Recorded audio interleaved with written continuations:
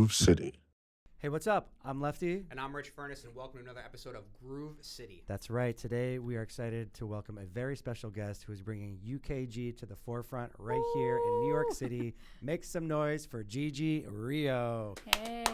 Thanks for being here. What's up? Thanks for having me. Yeah, how you been? Good. Nice. Good. Thank you for joining us. Yeah, thanks for having me. Excited to kind of hear the whole story behind everything you got going on. And yeah, let's dive right into it, I guess. Sure. We usually like to kind of pull it right back to the very beginnings, you know. You've been DJing now for how long? Yeah, about 3 years. I took a class at Garnish. Okay. That was, actually almost 3 years to this month. So, September 2021. And after that, my instructor recommended Open Decks to me in Brooklyn.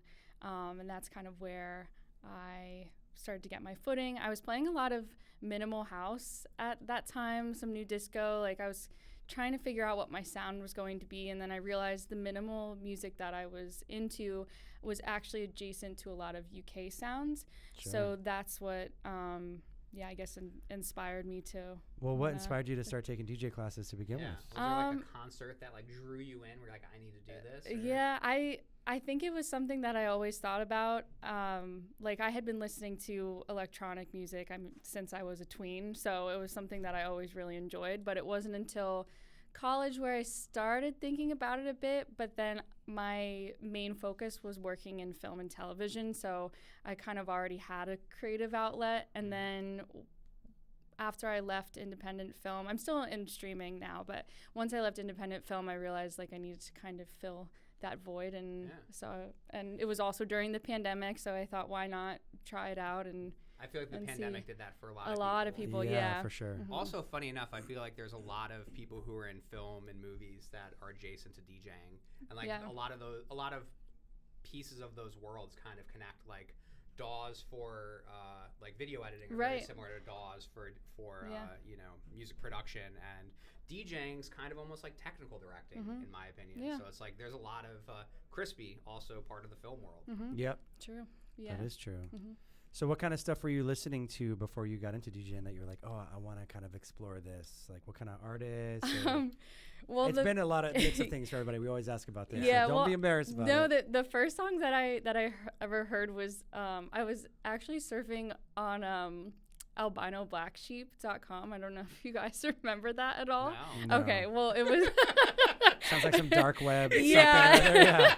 And I found the song Rapture by, I'm going to mess up the artist's name, but IIO, or it's a very not familiar. Okay. I feel like if you guys heard it, you would probably recognize it. But that was the first song that that really got me into it. And in college, I guess I was definitely listening to a lot of mainstream EDM, like Zed and cool. Yeah. Nice.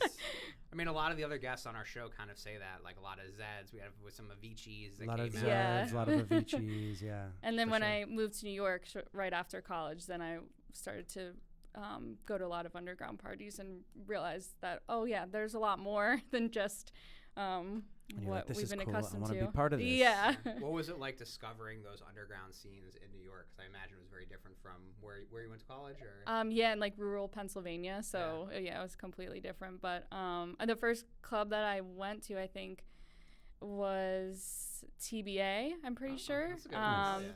Well, I feel like when I moved here but when I would visit, I think I went to like LeBain and and I can't remember the other one, but yeah. Nobody loves that hot tub. You been in there? No. I don't. Yeah. Could never. I definitely. You know could what? not. I love that. I love that room, but for something weird about walking in and just getting that huge stench of chlorine just throws me. For yeah. sure. Sounds like a spa. Mm-hmm. Which isn't a bad thing. So wait, question: which part of Pennsylvania? Closer to Philly or closer to like Pittsburgh? I'm right in between in North Central PA. It's called Williamsport. So a lot of people know it because of the Little League World Series, which happens every year. So they make everybody go to Williamsport for the Little League World Series. Yep. Wow.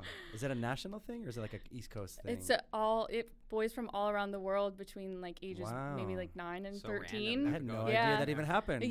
Yeah. You're educating us now. Yeah. So I played a little bit of Little League back baseball. in the day, but we didn't hear about that. But we didn't make it there anyway. That's cool. Yeah. So you've been in New York now, I guess, for 3 years then also? No, I've been here for over 8 now. Oh, okay. Yeah. Nice. Yeah.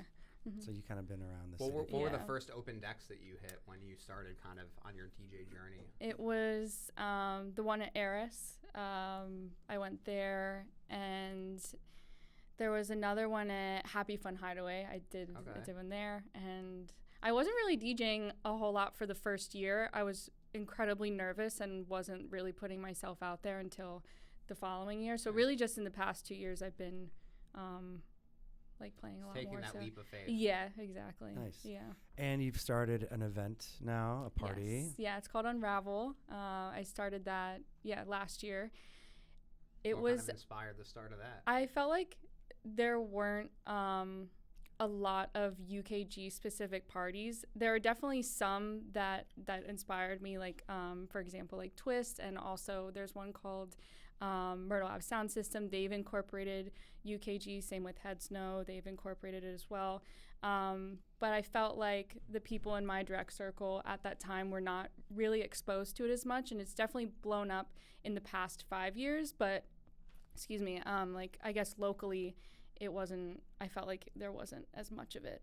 So it's really cool to see now that people are using it a lot more in their sets. Nice. Yeah. And you only book UKG artists for your events? No, I mean, like because I lean into like bassline and breakbeat, but I don't really if I'm booking somebody, it's because I've listened to their sound and I feel like it will work for the party, but not always necessarily UKG. Maybe I'd say hopefully at least 50% of the set is it uses it, but yeah.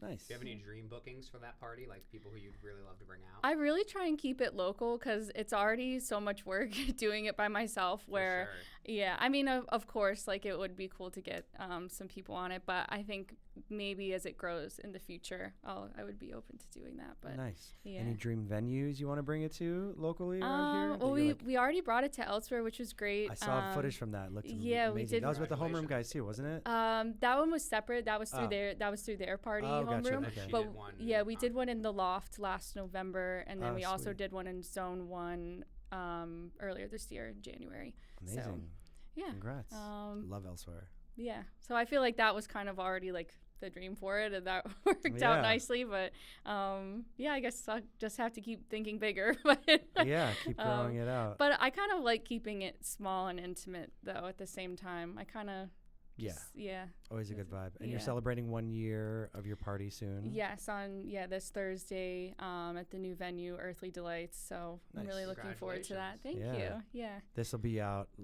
on the air after your I figured, as I'm saying that, I'm like, oh. But that's cool. Yeah, very exciting. So 1 year in, and you're feeling good about it and growing it. So that's cool, reaching new venues and stuff like that. Any regulars you have on your events, or are you just kind of always booking different lineups? I don't really keep regulars. I kind of, I don't think I've booked anybody's, I haven't booked anybody twice yet, I don't think. I try and keep it fresh every time. Not that I'm opposed to booking people again, but I like to, make sure everybody gets the opportunity. Yeah. Nice. Yeah.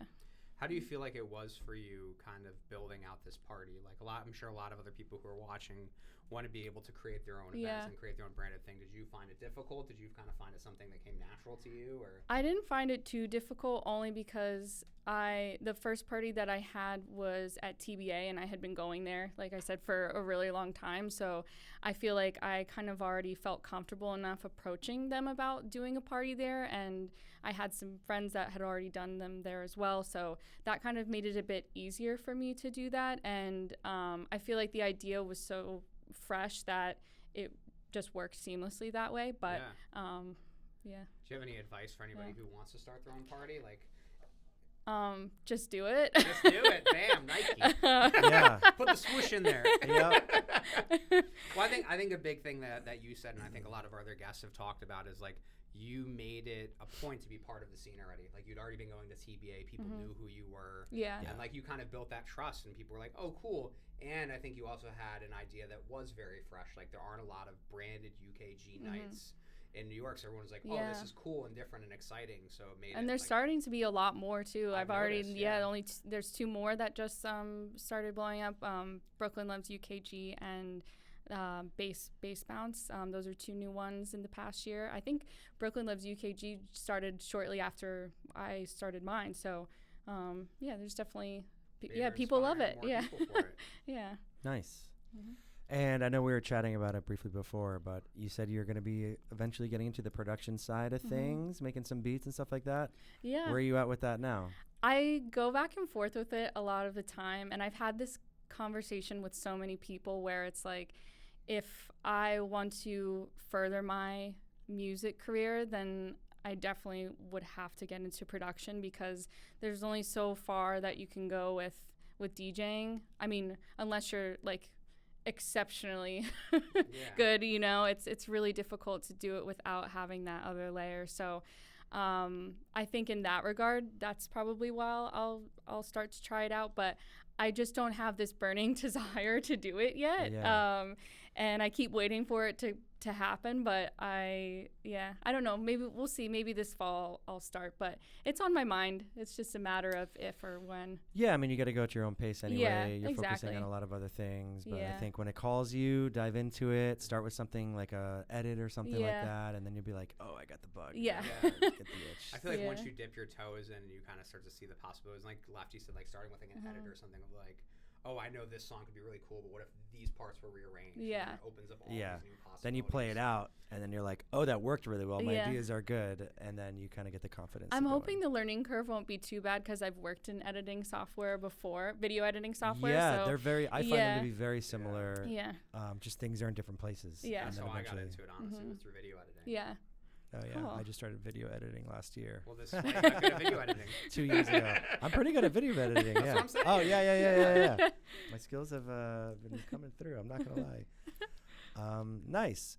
Anything coming up that you're excited about that you want to, besides your 1 year anniversary for your event? And I know you got a bunch of gigs. And I mean, it was a pretty busy year. In a good way. But any big plans for 2025 as we're rounding out this year? Not yet. I mean, maybe that will be the year of production for me, and I might take a step back from the party series, honestly, because it's so much to juggle it. Even just doing or DJing and throwing a party, I feel like producing in the mix will be a lot. So one will have to drop. I don't think I can juggle all of them in my 9 to 5. I'd be ashamed to lose the momentum you got with your event. So try to find a way to do it. I think you can make it happen. I'll see what I can do. Yeah. Well, you're right though. I do think it is important to kind of add that in as another layer to your music. Yeah. You know? Say, hey, I DJ, I do all this, and then you kind of start putting out stuff, and then you kind of build a different fan base and audience from that, you know? Yeah. For sure. Cool. Yeah. Well, where can people find you on the internet? On Instagram, SoundCloud, Resident Advisor. Nice. You want to give me your handle? Sure. It's at Gigi _Rio_. And then for my SoundCloud and RA, I couldn't tell you what the links are for that. We'll link them in the description right here. Yeah, under Gigi Rio somewhere. And linked below, we're going to have her fire DJ set. Yes. What are you going to be playing for us today? What am I going to be playing? Yeah. A mix of UKG, bass line, maybe some breaks, but I might throw in some dubs. Nice. Yeah. I will say it is 1 out of 10 times that somebody actually has an answer and goes, I don't know, I'm just going to wing it most of the time.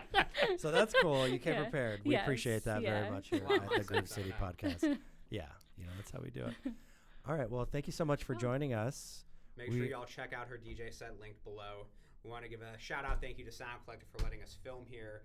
You guys can enjoy membership where you can utilize all of the amazing things in this facility for 1 monthly price, and you can go ahead and study with us online. Maybe learn some new music production stuff. Who knows? It's true. Big thank you to our guest for joining us today. We're excited to check out her DJ set. Thank you so much for watching. Yeah, of course. I'm Lefty. I'm Rich Furniss. Peace. Peace.